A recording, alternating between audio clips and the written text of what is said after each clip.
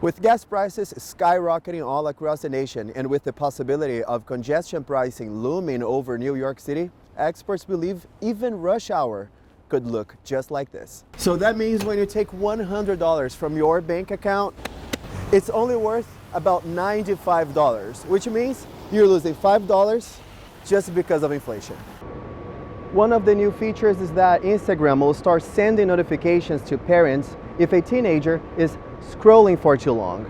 The company also says it will start nudging teens who might be looking at the same content over and over again that could be damaging to their well-being.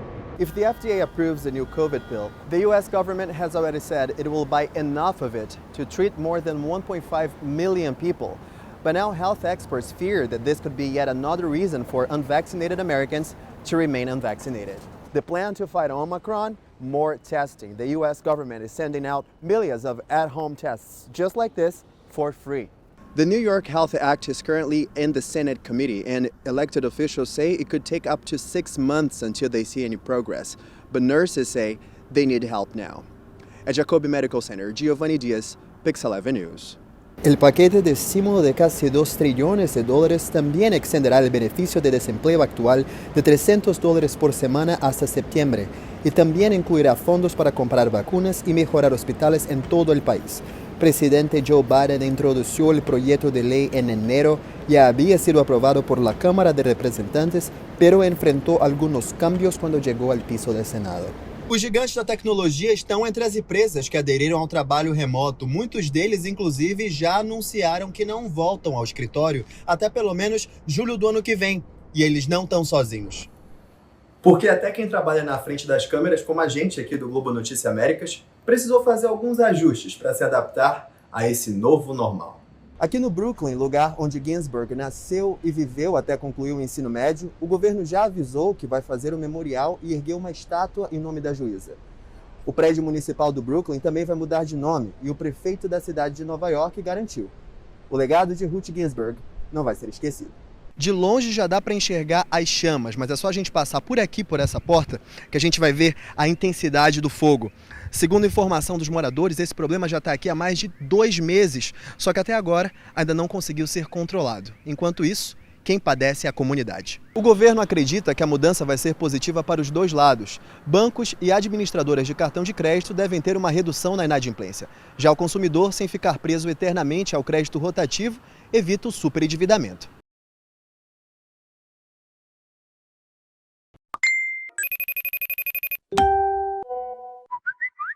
You can try, but they are just everywhere. And even though Andrea Ansnes Does not let her younger children use social media, her son Van knows just how addictive it can be. Because there's some inappropriate stuff, but some of my sisters and my friends use social media, and they're obsessed with it now after just using it for one time. The choices being made inside of Facebook are disastrous. After a whistleblower claimed Facebook knowingly ignored the company's negative impacts on younger users, this week they finally did something about it. We're going to introduce new controls for adults of teens on an optional basis, obviously, so that adults can supervise what their teens are doing online.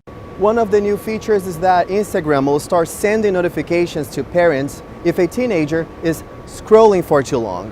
The company also says it will start nudging teens who might be looking at the same content over and over again that could be damaging to their well-being.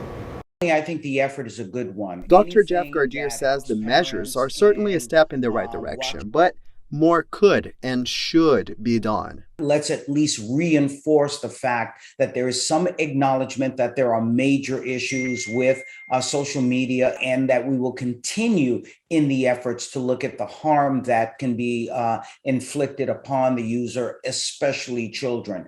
But Esna says she will not trust the safety and well-being of her children to the tech companies. I don't think they're doing anything. Parents tracking what their kids are doing is the #1 way to manage this. It could be a brand new weapon against the coronavirus. Drug maker Merck is asking the FDA to authorize the first pill to fight COVID-19. And for healthcare professionals, it could not come soon enough. As long as it's effective, I think that will shorten the amount of hospital stays. Merck says its COVID pill cuts hospitalizations and deaths in half.